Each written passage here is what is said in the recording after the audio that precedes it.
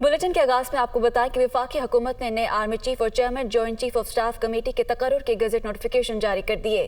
गुज़श्ता रोज सदर मुमलिकत ने वज़ीर आज़म की भेजी गई समरी पर दस्तखत कर दिए गए। मज़ीद तफसीलात इस रिपोर्ट में।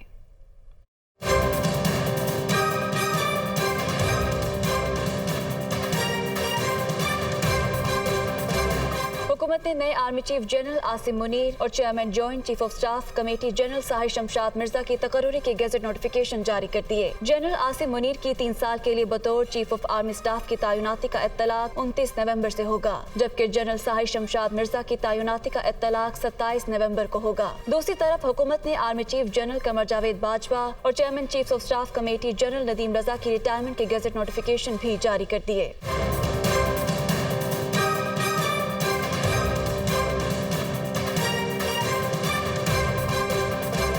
वज़ीर आज़म शहबाज शरीफ की समरी पर सदर मुमलिकत डॉक्टर आरिफ अलवी ने जनरल आसिम मुनीर की बतौर सिपा सलार और जनरल साहिर शमशाद मिर्जा की बतौर chairman joint chief of staff committee तैनाती की मंजूरी दी थी। सदर मुमलिकत की मंजूरी के बाद जनरल आसिम मुनीर और जनरल साहिर शमशाद मिर्जा ने वज़ीर आज़म और सदर मुमलिकत से अलग अलग मुलाकातें की। सदर मुमलिकत और वज़ीर आज़म ने पाक फौज की क़यादत संभालने पर दोनों जनरल्स को मुबारकबाद दी। वज़ीर आज़म शहबाज शरीफ ने कहा कि फौजी क़यादत की तकर्रुरी पर दबाव के बावजूद फैसला मेरिट पर किया।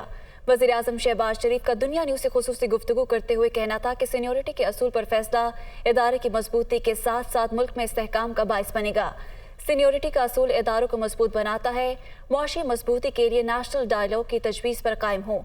उनका मजीद कहना था कि मुआशी मजबूती हमारी अव्वलीन तरजीह है। उम्मीद है मामलात आगे चलेंगे और मईशत मजबूत होगी। मुल्क में इंतशार और अफरा तफरी की गुंजाइश नहीं। वज़ीर आज़म शहबाज शरीफ 2 रोज़ा दौरे पर तुर्किया रवाना हो गए। वज़ीर आज़म इस्तांबुल शिप यार्ड में बहरी जहाज़ का मुश्तरका इफ्तिताह करेंगे। 2 रोज़ा दौरे के दौरान वज़ीर आज़म शहबाज शरीफ तुर्क सदर रजब तैयब एर्दोगान से अहम मुलाकात करेंगे। वज़ीर आज़म का तुर्क कारोबारी तबके से भी मुलाकातें करने का प्लान है, जबकि रवानगी से कबल वज़ीर आज़म शहबाज शरीफ ने ट्वीट में कहा कि तुर्की में रहना घर जैसा महसूस होता है। पाकिस्तान और तुर्की में ताउन मज़ीद बढ़ाया जाएगा।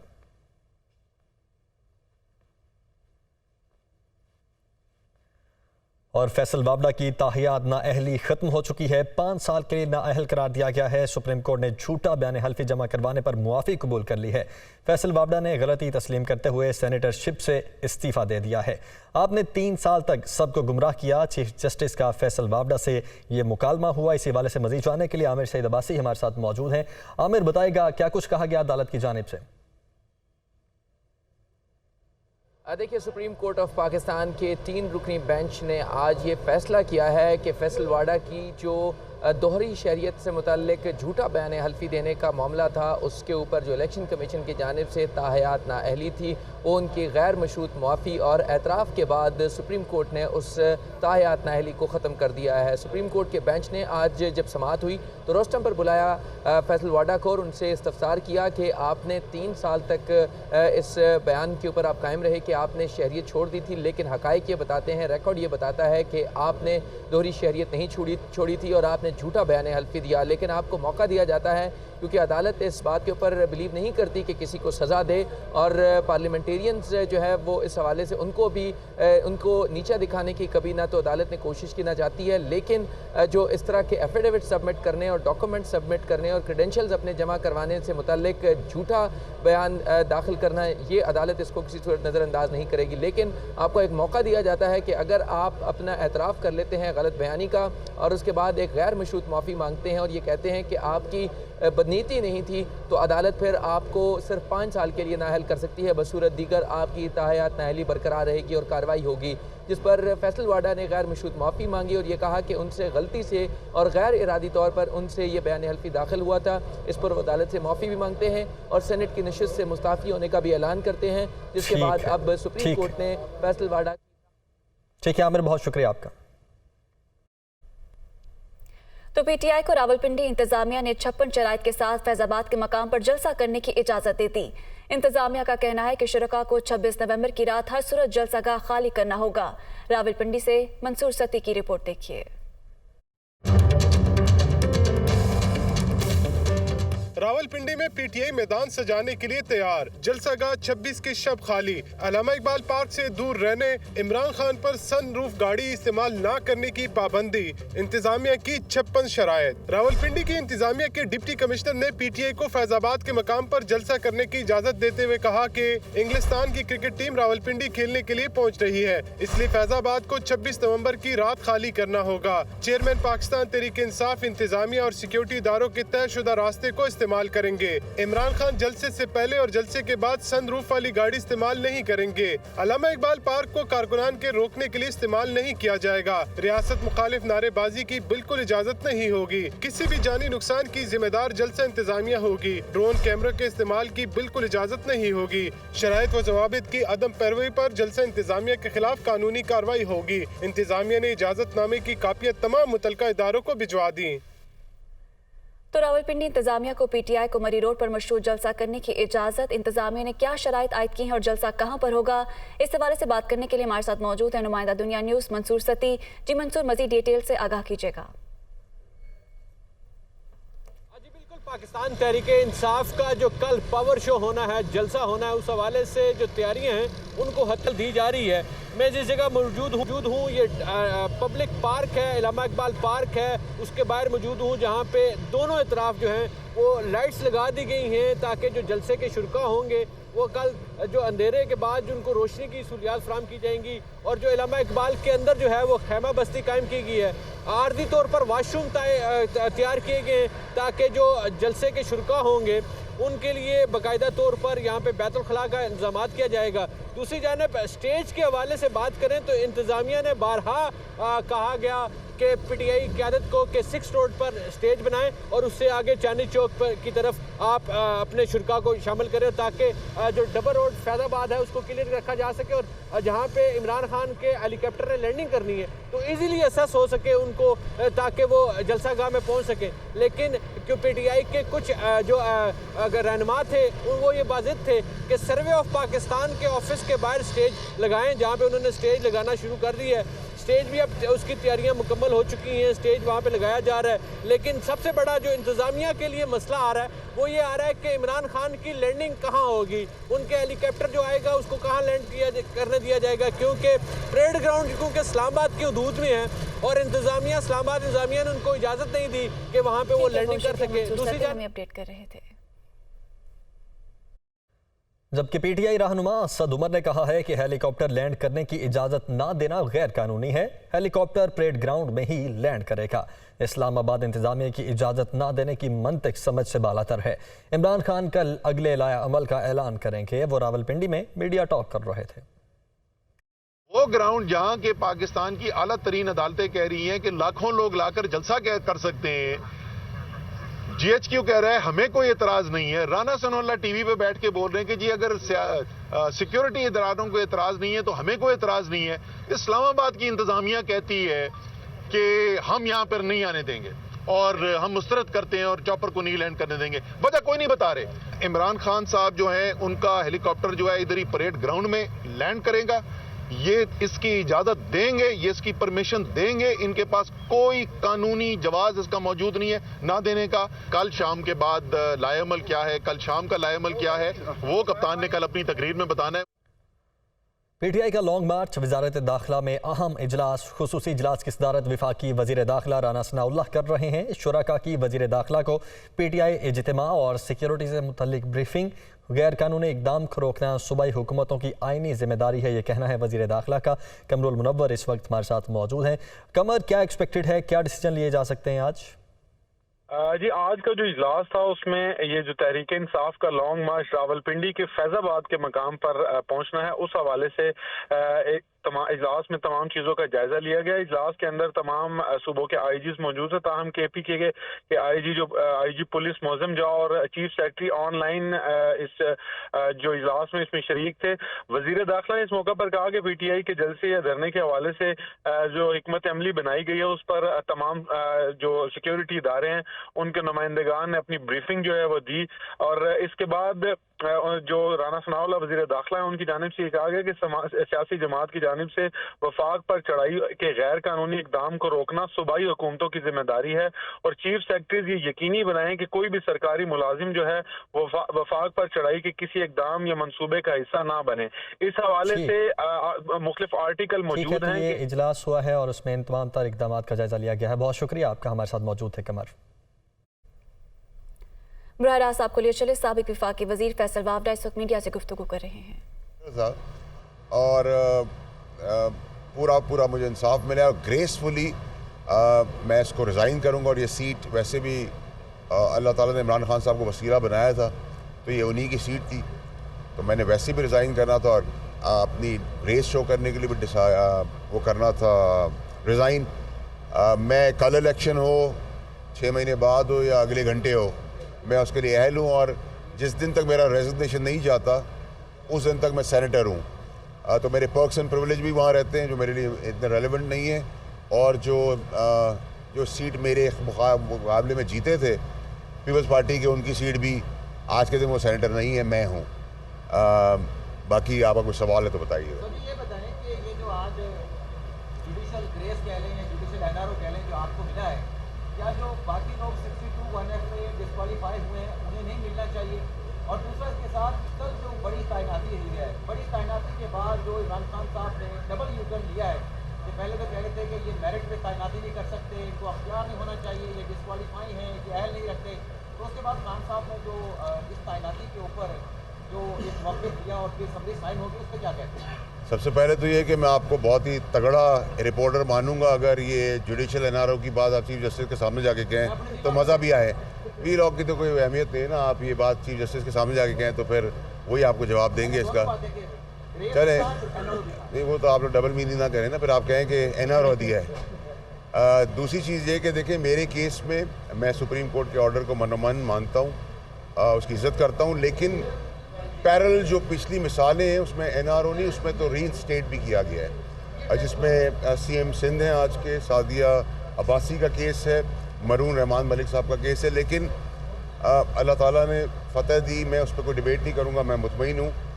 मैंने जैसे ही कहा कि मेरे लिए 3 लफ्ज़ बड़े इंपॉर्टेंट हैं, मेरे आपके लिए, हम सब इज़्ज़त के लिए सुबह निकलते हैं, शाम को घर जाते हैं। ग्रेस दिखाई है, मेरे लिए कहा गया चीफ जस्टिस साहब ने, मुझे कहा गया कि इंस्पायरिंग कॉन्फिडेंस है और कैरेक्टर दिखाया है। तो यही 3 चीज़ों के लिए मैं और आप हम सारे निकलते हैं, अल्लाह की रहमत है। और मेरे लिए सेकंड इम्पॉर्टेंट चीज़ ये कि फाइनली हाई कोर्ट और इलेक्शन कमीशन का जो ऑर्डर है वो कल अदम हुआ है, नल एंड वॉइड हुआ है, डिफीटेड हुआ है। ऐसा मेरा क्वेश्चन है जी, पीटीआई के साथ आपका ताल्लुक रहा है, उनको बड़ा प्रॉब्लम है कि ये पीटीवी आपको बड़ी कवरेज देता है आजकल। वैसे मैं भूल जाता हूँ अब मैं। आगे बढ़े और आपको बताएं कि नूनी की रहनुमा शाहिद हक्कान अब्बासी का कहना है कि मुल्क का निज़ाम चलना है तो नैब का इदारा ख़त्म करना होगा, जब तक ये इदारा है फैसले नहीं होंगे। उन्होंने कहा इमरान खान आर्मी चीफ की तैनाती पर असर अंदाज होना चाहते हैं, अगर इमरान खान कानून के दायरे में आए तो उनका इस्तकबाल करेंगे।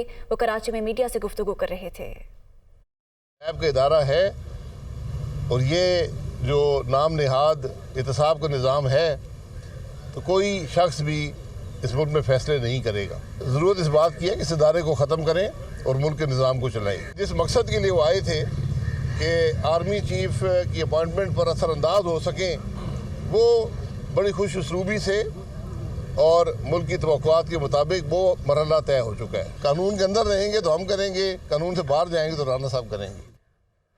आर्मी चीफ के अहले खाना की टैक्स मालूमात लीक होने पर फेडरल बोर्ड ऑफ रेवेन्यू की तहकीकात में अहम पेशरफ्त हुई है। इब्तदाई रिपोर्ट के बाद इनलैंड रेवेन्यू के 2 अफसरान को बरतरफ कर दिया गया है। Deputy commissioner inland revenue Atif Nawaz Waraich को ओहदे से हटा दिया गया है, जबकि डेप्यूटी कमिश्नर इनलैंड रेवेन्यू जहूर अहमद को भी ओहदे से हटा दिया गया है। अफसरान से डाटा के लीक होने के सिलसिले में तहकीकात जारी हैं। दोनों अफसरान के लॉगिन और पासवर्ड से मुबैना तौर पर डाटा लीक हुआ। वज़ीर ख़जाना इसहाक डार ने मामले का नोटिस लेते हुए मुआवने खुसूसी बराए रेवेन्यू को तहकीकात का हुक्म दिया था।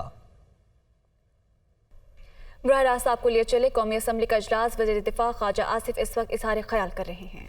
आसमान के नीचे बैठे हैं, सर्दियाँ शुरू हो गई हैं, इन सर्दियों में उनका رات گزارنا، دن تو چلیں کہیں رو دو کے گزر جائے گا، رات گزارنا جو ہے وہ ایک بہت بڑی آزمائش ہوگی ان لوگوں کے لیے بھی، اور سب سے بڑی آزمائش جو ہے حکومت کی ہوگی۔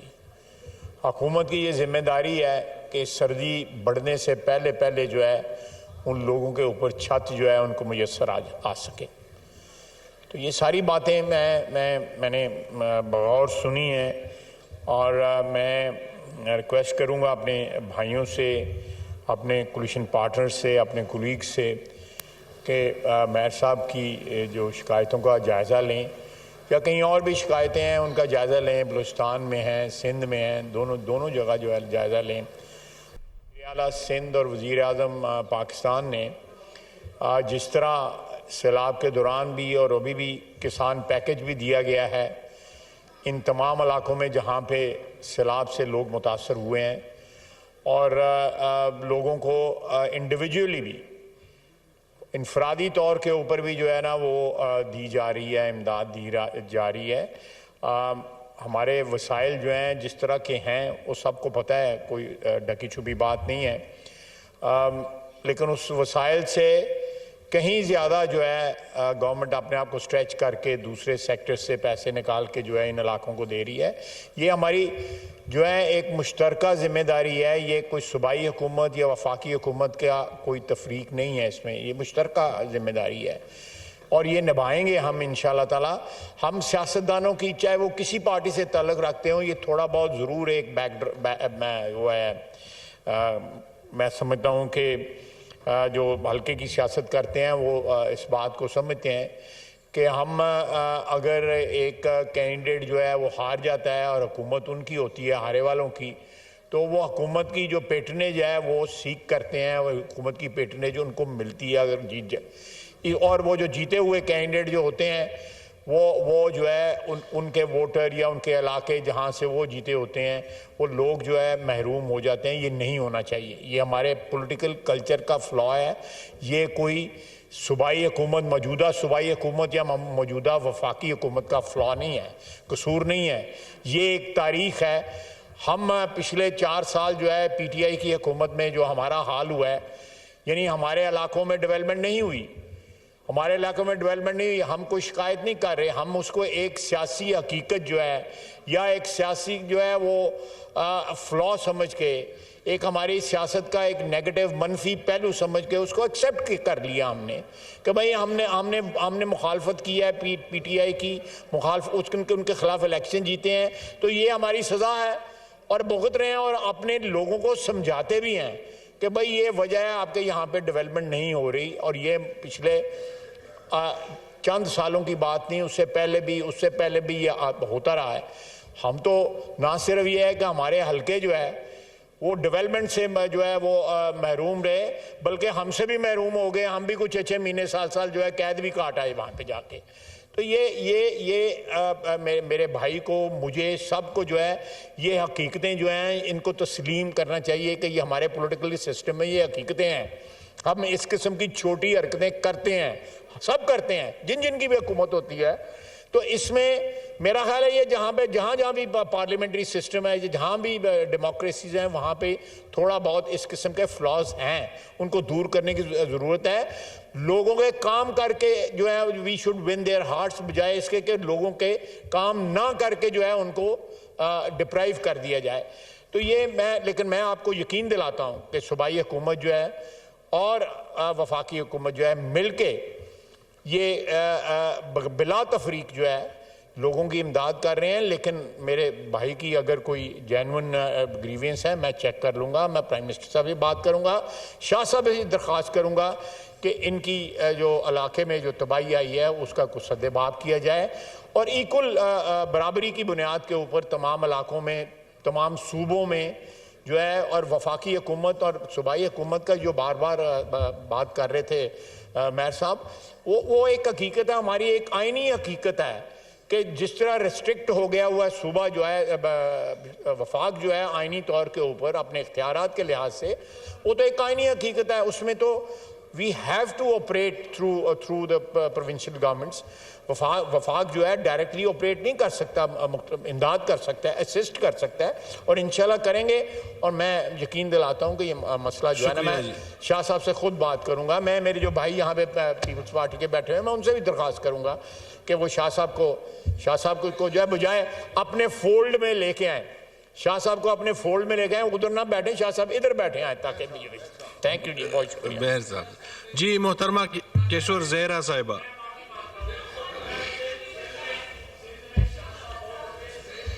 बहुत बहुत शुक्रिया डिप्टी स्पीकर साहब।